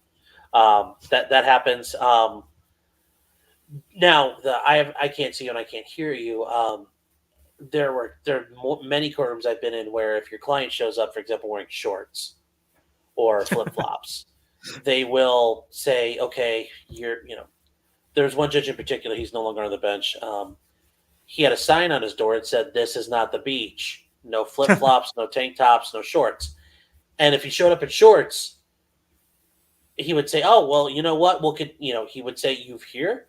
I will give you the credit for being here. We'll set you a new court date. You'll come back with proper courtroom attire." I had a guy once. He had gotten in a little bit of trouble, and he worked during the night. So he got off work at about 8:00 in the morning. We went right in. He met me over at the courthouse right away, and he had been working all night, and it's the middle of summer, so he's in shorts, and I'm like, okay, I guess let's see if we can sneak this one through. And I had him stay out in the hallway till it was time. And I said, when I tell you to move, you're going to move behind all these people so they don't see you walk through. The judge can't see you, and you're going to stand in behind the table exactly in the spot I tell you to. And we got almost all the way through it. And the judge is just leaning in his chair, and he's listening to everything. And he kind of looks and he said, "Oh," he said, "Is your client not wearing? Is your client wearing shorts?" I said, "Your Honor, I'm sorry, what?" And he said, "Oh, it looks like he's wearing shorts." He's like, "We'll continue this till next week." Oh. So you almost got to the very end. Oh, we were probably about 30 seconds away from him being done, and it was a simple thing. He wasn't going to get in any trouble. No jail time or anything like that. And yeah. So no, that's generally where I see courts have standards with people, at least in my neck of the woods. I want to know why her team was not sanctioned for not turning over metadata to the defense. I'm not sure. I think it's hard to get sanctions at times, and I don't know. I don't know. Judge Askarati made the decision she did, and as much as I've made fun of her and other shows and other channels, I think she's doing a very good job for the situation presented to her. So, maybe there's a little more to it I don't know about, and there's probably stuff that was said in a hearing that I don't know that may change the facts a little bit or change why I would rule on it. But yes, I think Amber's team played a lot of dirty pool here. Can they trace a Dropbox? One would think so, but that's, that turns into you subpoenaing Dropbox for TMZ's records, and TMZ is going to fight that tooth and nail because they're a press organization. So trying to get the, subpoenaing the data of a newspaper, have fun with that one. Very fair. Yeah. Let's see here. Literal shit. Okay. Not sure which part we're talking. Yeah. Are we talking about the bed or the show so far? Can we talk about the grumpy? Yeah. Did anyone actually during this trial? I'm not sure. I may have missed it. Did anyone actually put up a photo of the size of those dogs? No, they did not. Hang on, I gotta find one. They're little Yorkies. Yeah. Now, is a grumpy? Do you guys call it that in? No. That's just something that's sort of taken off. I've taken that into my vocabulary since this, basically. Okay, so you guys never called it really that before. Okay, no. I'm not even sure if anyone outside my office ever does say that. It's purely just I have a 4-year-old daughter, so it's easier than saying other words. Yeah, it is. But okay, because in case you were wondering, it does not. It does not. We don't use that here in America. There's a lot of other words we'll use. Yeah. Although this depending on the day, this can also describe my show from time to time. Sometimes I thought about changing the name of the channel to this. Lady Dingo said, I popped over as potentially mentioned a good trial to watch on his channel, but I stumbled on live stream. Well, thanks for stopping by.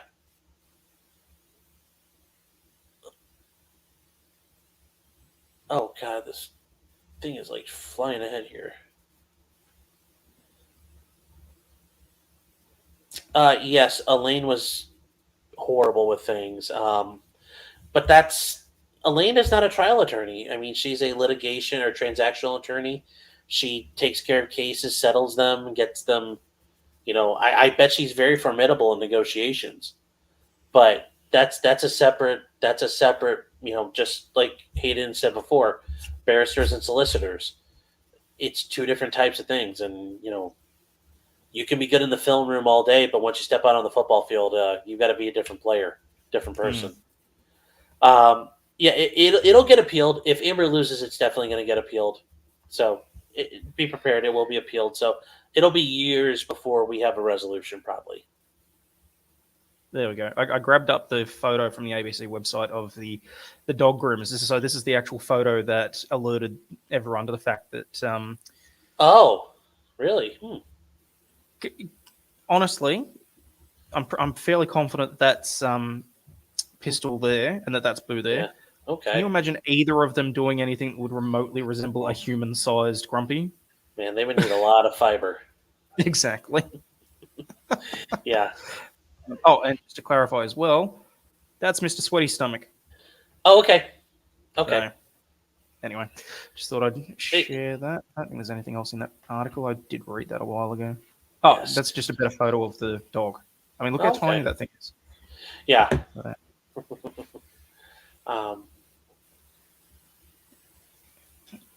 Yeah.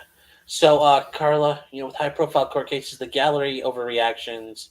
Some will be fans influence the jury when they see or hear it. The court, the court should keep it quiet. It should be professional. You're trying to present a case. You don't need the gallery commenting or chirping up or causing problems, influencing a jury. So yeah, I have no problem with the judge threatening to clear the courtroom earlier today. That should definitely happen.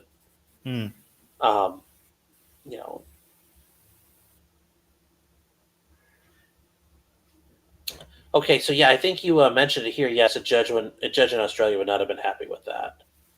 No, I mean, depending on the judge or magistrate that you annoyed on that particular day, the bailiff would have dragged you back. It's just you don't. Mm-hmm. You don't show that kind of disrespect. Yeah. Well, thank you, Trish. I appreciate it. You're very welcome. No, we don't. No. I just like looking at these so out of context after a while. No. Although in Australia, No. Shouldn't it be nor? Isn't it? Nah, mate, nah. Okay. Yeah, Okay. nah.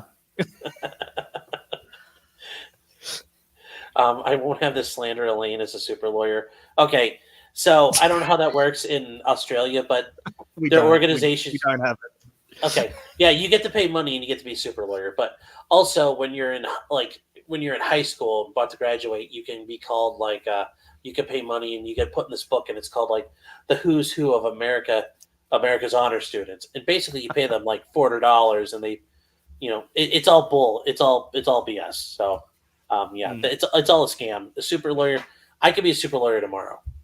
Yeah. No, that's fair. No, look, the closest thing that I have is each year the LIV membership, but that's legitimate because that's the Law Institute of Victoria, which is basically our bar association.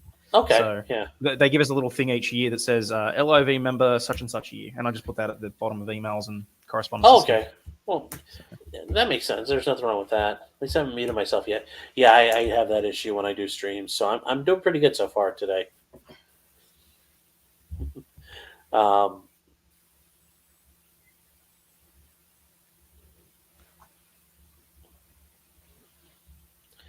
I'm just saying. Actually, I think I finally caught up here. Okay. Let me see. There are a couple starred ones. Okay, how much are the attorneys responsible for entering those two pictures? Oh, I think they're talking about when the two pictures of the floor were the same picture from. It looked like different. So are we talking about the two wine stains, or are we talking about the two? I think the wine stains. Okay, that I think was probably someone was up late, didn't think to. Yeah. I mean, look, it may well be a case that they raised it with Amber and she said, no, these are genuinely two different photos. Sure. No, they're not. But if she says they are, I mean... They sort of have to take her at her word. Yeah. That. I mean, it's not like they're legitimately entering false evidence. It's they have to rely on their client's instructions. Yeah. And also, guys, I mean, I know it's been mentioned before with some of the evidence issues. They've had thousands, like you've heard them list off the evidence. Plaintiff's Exhibit 1379. That they didn't just randomly put that number there. No, that means that there are 1,379 there are cases. there are so many exhibits. There's exhibits that are listed by series, by letters, and names, and yes, there's so much to this. So accidents can happen as well. Yeah. Yeah. No, One the last other thing thing. I was sorry. Oh. Yep. No, go ahead. I was just going to say the other thing that I found extraordinary was the length of the transcript pages that they were already going through. I mean, by the time they were getting to the stuff that they were crossing Amber on today for you guys, they were already pointing to like page 4,000 and something for where she was testifying. And I was just, imagine if you wanted to actually have a copy of that so you could go through it. And look, I'd be curious if only to read the sidebar discussions, but Well, I've told people, and I've mentioned it because I do criminal appeals on cases, and one of the things is when the court reporter generally nowadays they give it to you as an electronic form instead of printed out. But like a 3-day trial, you could easily be looking at 1,700 pages.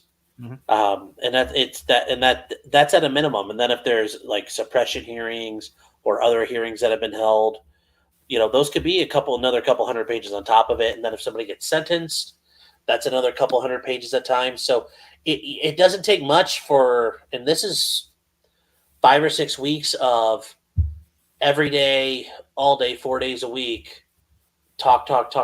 Yeah, it adds up very, very quickly. So yeah, and when you've got people on the stand like Dr. Spiegel and Dr. Hughes who just ramble or spend half their time listing out their CV. Yes, hang on. That's actually a question I've got. So, because I mean, I know how it works here in Australia, but it might be different. For Johnny's testimony, yes, he gave some long-winded answers, but the times when he stopped and took a breath and that sort of thing, and gave 10, 15 seconds before answering. Surely that's not listed in the transcript as blank lines of text, is it? No. If you're talking, the person typing it may start a new paragraph, however they format it court reporter wise. But no, there isn't the court reporter typing out like dead air, like, oh my gosh, why isn't he saying anything? No, you just keep going, or there might be like a ... because the court reporter may interpret that as you stopped mid thought and shifted gears. But there's no kind of like closed captioning where it says like, sounds like he's losing his train of thought here.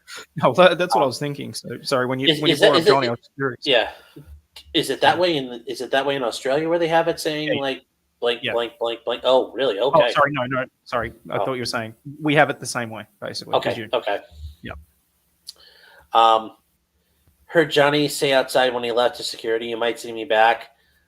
I think Johnny's just being Johnny. When he gets out of the car, he waves at everybody. He says, "Look, I got all my family here today. They're all happy to see me." I think he's just trying to. Yeah, he's just being funny. He's also acknowledging he could be back. I mean, he's being realistic. I don't think that's going to happen. Either he wins or he loses. Either there's an initial success or a total failure. Let's see, Zulu. Okay, yeah, we made fun of that already.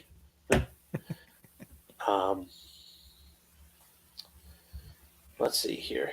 Oh, Andrina, thank you so much. $4.99. Yeah, thank you very much. Very much appreciated. How can the jury instructions change the jury's ability to award Depp? The jury instructions are going to say you need to come up with what you think is a valid amount.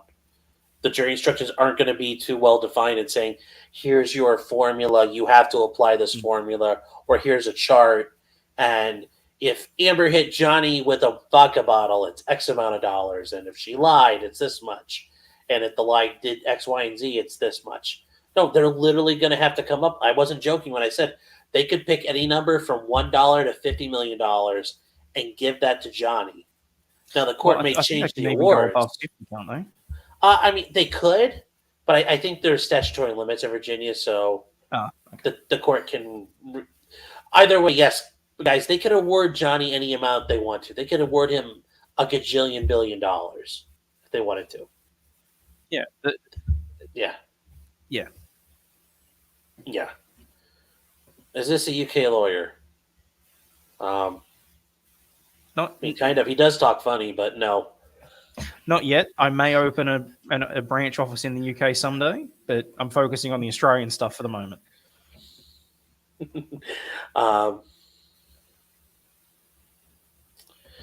Yeah, she was insisting they were separate photos today. Oh,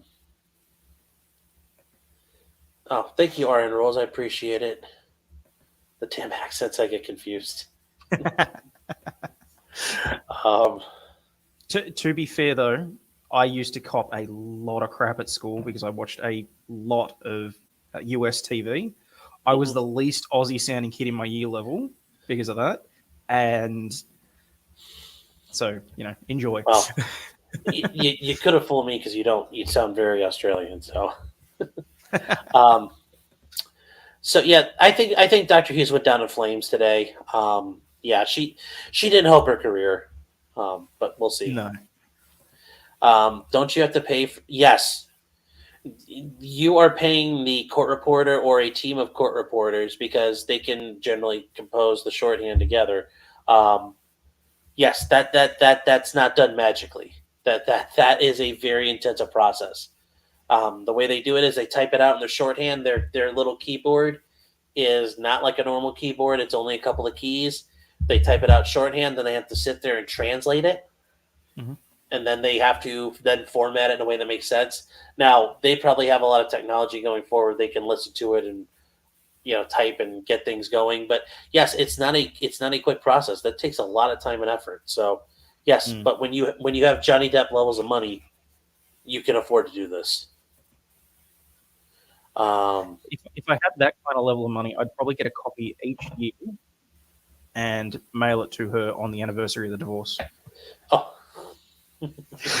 Yes, I know that's harsh, but I think everything that he has been through, I think. Special delivery and mail her a couple banker boxes full of the transcripts. Actually, maybe just one copy of the transcript and just pages, just a selection of pages each year. No. I'd send her the whole thing every year. It comes off in like 50 boxes. Here you go. Please sign.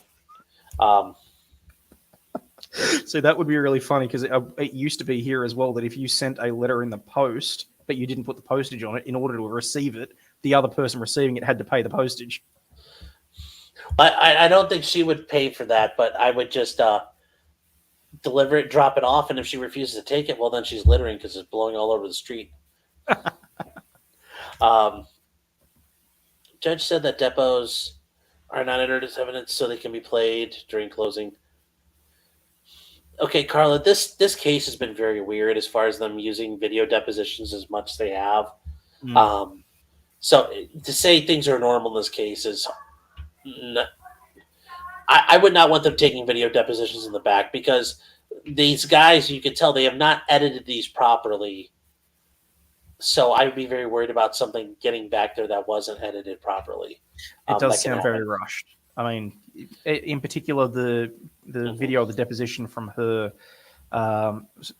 in when was it? Yes. The stuff with Tasha back when she more or less admitted to various things. If that had been properly edited, that wouldn't necessarily have slipped through.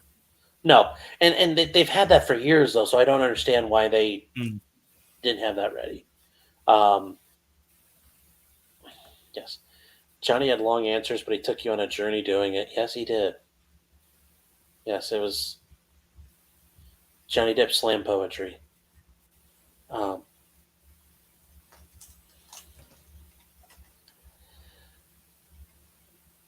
Yeah, they don't want pics of the reaction, but also they also don't want to stick around.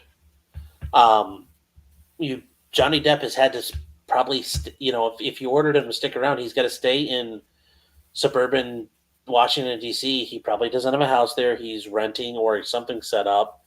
I mean, why not go back to your island in the Bahamas and you find out about it? I mean, there's no point in sticking around anymore.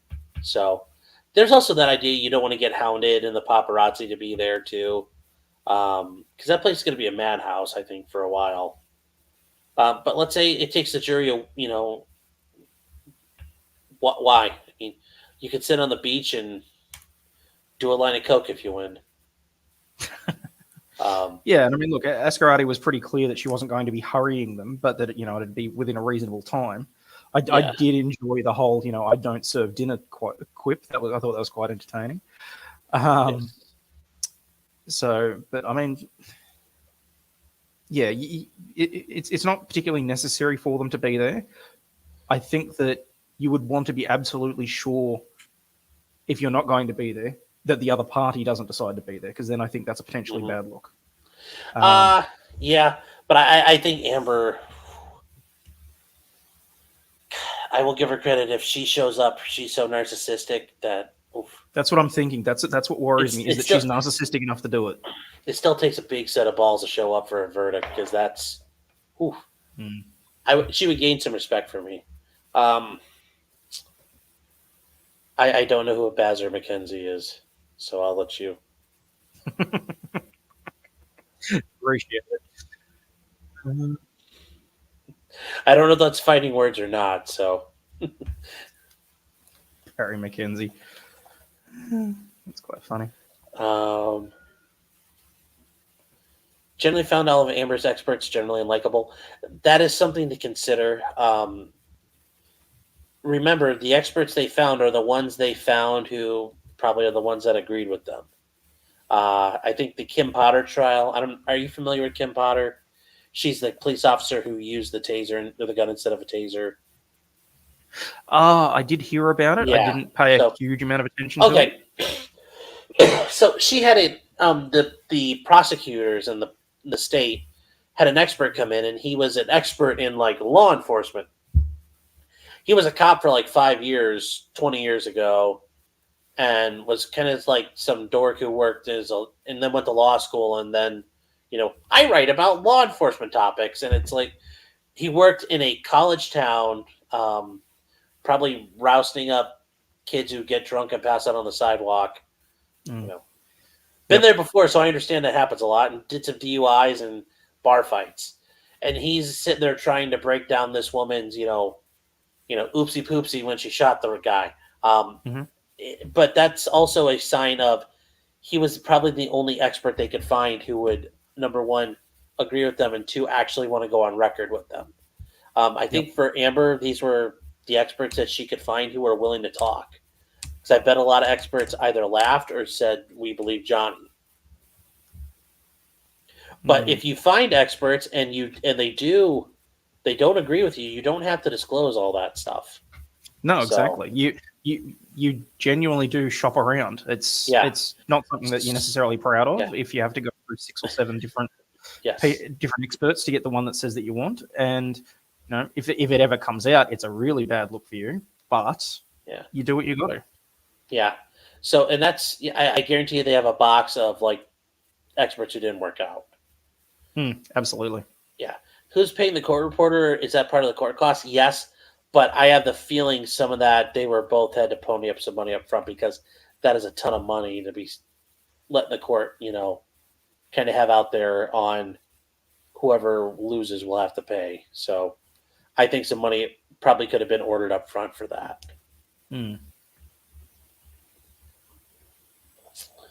So, quick question. Yeah. Sure. Where do you fall on the possibility of having, say, potential professional jurors? I don't like that. I feel people should be able to look to the members of their community to make decisions. Because at the end, if you do get professional jurors, I mean, I distrust the system as is already. And I feel that having your community come in, because your community could come in and say, even if you, and I'm not sure if you have this concept in Australia, but it's called jury nullification. So let's say you break a law, and everybody from your local, watering hole comes in, and they say, "Look, yeah, he did it, but we're voting not guilty. We acquit him of this charge. We don't feel that should have been prosecuted. We don't like this law. We don't like what's going on." That's what can happen there. I think a great example of that would be, let's say a guy finds somebody molesting his kid and he kills him, and he didn't have the right to kill him at the time. The people could come in and say, "Look, the guy deserved to be killed. We don't feel bad about it. Not guilty." With a professional juror, you wouldn't get that. And I feel at times, if the community decides they don't want to hold someone accountable, I feel like the community has that right, because it's, popular sovereignty. Communities have given that sovereignty to the government we grant you the authority to make laws, enforce laws, but if we get to, we still reserve that right to Ultimately, say what it's still we a will want. of the people to enforce certain things. Yeah, and No, it's I totally if get the that. people, usually I have a little bit better of a philosophical argument, but it's a little late. And I'm getting ready to do a Big Sovereign Citizen. Likes to talk about the social contract of Jean-Jacques Rousseau, which makes me want to jump out a window. Rousseau is full of very bad ideas, guys. Read Rousseau, but don't think he's got a lot going for him. How do you feel about professional jurors? Do you have those in Australia, or do you have normal? No, look, it was purely just something that I'd been thinking about it over the last couple of days, particularly because, in particular with the Depp and Heard case, with having the variance because of the extra length of the time and that sort of thing. Yeah. I genuinely don't like the idea of having professional jurors, because if nothing else, it then becomes easier to predict the outcome of particular cases. I think so. It's the same as if you go before the same judge time after time. You get a feel for how they're going to rule on certain things. What I do think might be appropriate is having a unbiased foreman, honestly, a professional foreman who doesn't get to vote, doesn't get to influence how they see things, but does have the knowledge to answer questions about how evidence is applied and that sort of thing. So the rules, because otherwise I've got to go back and ask the judge if they need clarification on things, that sort of thing. I think that it might be appropriate if there's someone that can be guiding but isn't allowed to have any sort of bias, basically. But that's sort of my opinion. I actually hadn't thought about that with like a professional foreman, but that would be interesting. And yes, as much, and I do think you're correct. This whole idea of, the people in the locale should be involved in the way the courts work. You generally think of like, okay, somebody gets in a car accident or there's a civil contract matter, not two celebrities who are fighting it out over something and they decide to pick this court at random, almost at random to whoever lives there. And, instead of you helping your community sort out its problems, criminal or civil, you got drug into Johnny Depp and Amber Heard. That's where I think, yes, it does seem to go against the idea of having people solve things in their community. So yeah, I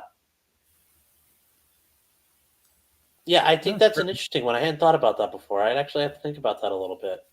Because I kind of feel like if it was someone, if it was to be an unbiased foreman, so do the same thing that you have to do with witnesses and that sort of thing. So, they're paid effectively to be sequestered for the length of the trial. No social media, no nothing, so they have no knowledge or anything that's going on.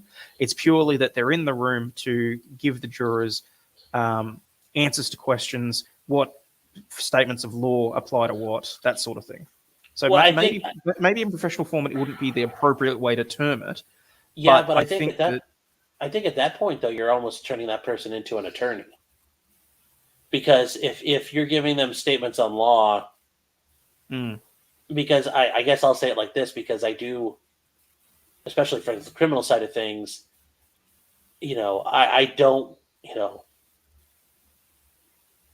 when I get it in front of a jury, I want, I don't like what the prosecutor says, but I'm okay with that. But some other third party telling the jurors what to think, when they're in the back, that scares me. Because I'm like, but yeah, it's hard because I don't know if you've had this issue before if you've ever been at a trial, but the jury comes in and asks you a question, and here in America, you get sometimes, actually a lot of times, we have to write back to the jury in written form. We cannot answer this question. You got to figure it out on your own. And then we bring them in and we read them that question, and they stare at you and get really mad because they're asking a question, and it's a very good question. How do we decide this? What is the definition of this word? Read the jury instructions. It talks about that, and the jury instructions really don't, and it's not very clear. But we have to go off the jury instructions. So figure it out, and hope and gamble that they're going with you. So, no, fair enough.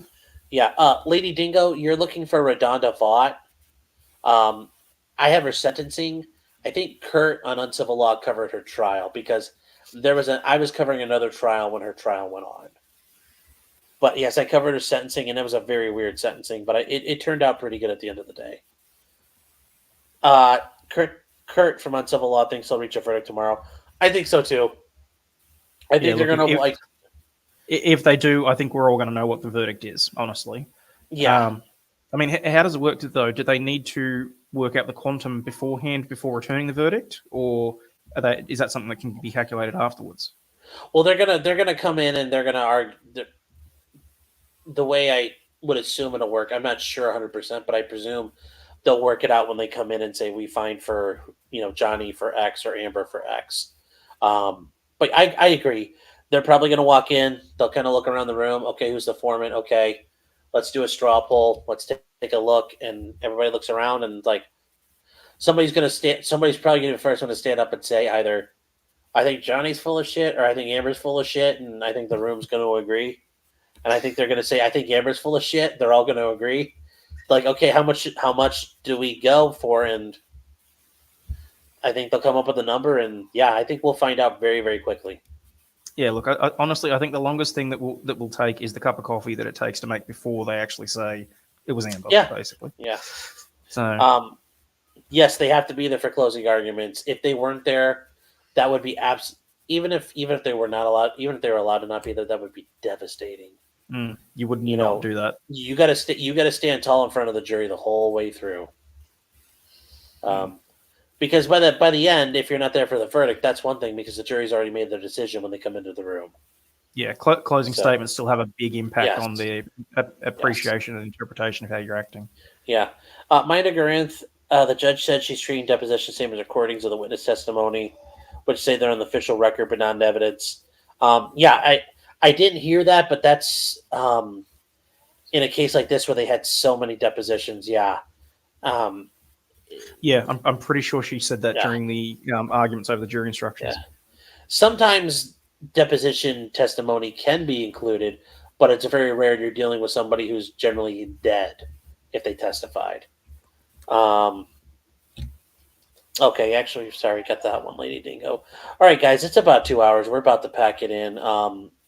I'm going to see if there's anything really good left. You guys have questions here. That's really it. Sorry, guys. Nothing's super, super looking at me.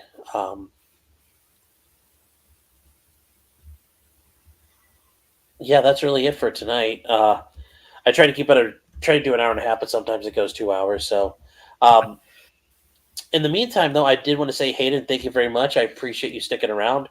Of course, no problem. I appreciate it a lot. Thanks for your input and your insight, and thank you guys. I did help. Yeah, I did put a link to his channel, The Law Patrol. And look, I've still got a half hour that I had blocked out, so I might even pop over if anyone wants to ask more questions about Australian law or anything like that, or just shoot the breeze. Look, it's been an absolute pleasure. Thanks so much for having me on. Yeah, guys, listen. I found him because he mentioned he talked about Amber and the dogs. I watched his stuff he put up. Give him a like and subscribe if you like what he does, guys. I'm sure you'd appreciate it. It will get better, I promise. Well, I tell myself that too, and sometimes I feel like I do get better, little by little. That's it though. Hayden, I think you're doing great. Worried about being robotic. I don't think it's that bad at all. So, Oh, excellent. Very much appreciate that. Thanks, Yeah. everybody. All right, guys, and yeah, that's been it. So remember, I know you guys want me to do the thing. So remember, till next time, just because you did it doesn't mean you're guilty.